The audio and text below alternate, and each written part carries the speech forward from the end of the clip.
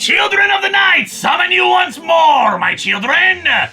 Our foray into Marvel's horror books continues as we once more venture into the Tomb of Dracula.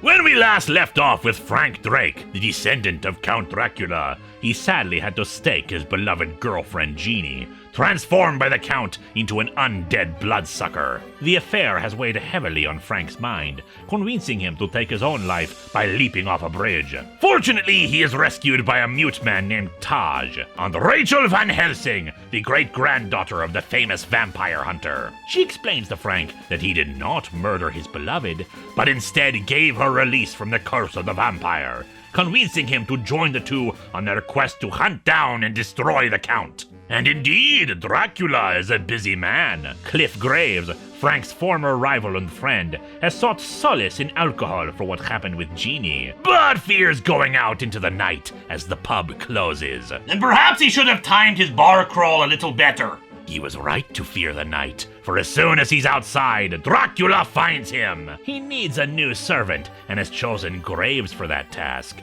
using his hypnotic gaze on the poor drunk. He sends Graves back to the hotel where he and Frank had been staying at. Frank had retrieved Dracula's casket from the ruins of the castle with the intention of destroying it, but left the task to the night porter. Rachel confirms that destroying it would help, but that Dracula had a series of caskets waiting for his return to ensure he could remain strong. Still, she is curious about his interest in retrieving this particular one, taking Frank back to the hotel. The secret of the casket is soon revealed as Graves and the night porter drag it out. It's loaded with gold coins. Dracula needs a fortune to put himself back into the trappings he's used to, and the casket is his ticket to doing that. When the porter tries to take some of the coins for himself, Dracula strikes, draining him of his blood. Frank, Rachel, and Taj meet the Count and his servant, trying to destroy the accursed vampire, but fails as Dracula flees in bat form. Graves also manages to get away, but before they can pursue, the police arrive, summoned by the hotel clerk because of the scream from the porter. The police are not interested in their tales of vampires, taking the three downtown. As Dracula makes his way to the new owner of his former estate,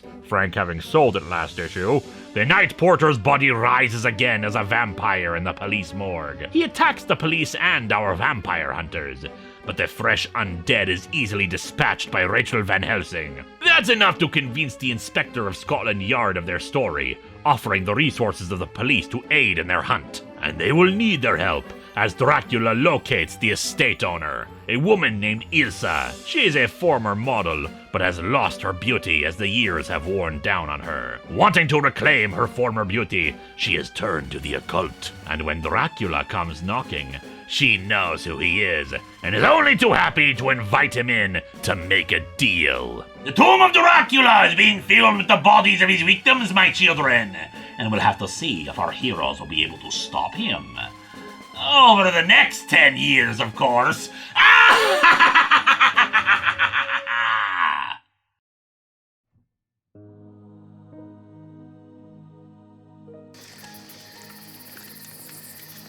I've told you already about the radio personality, the would-be host of a horror radio play show.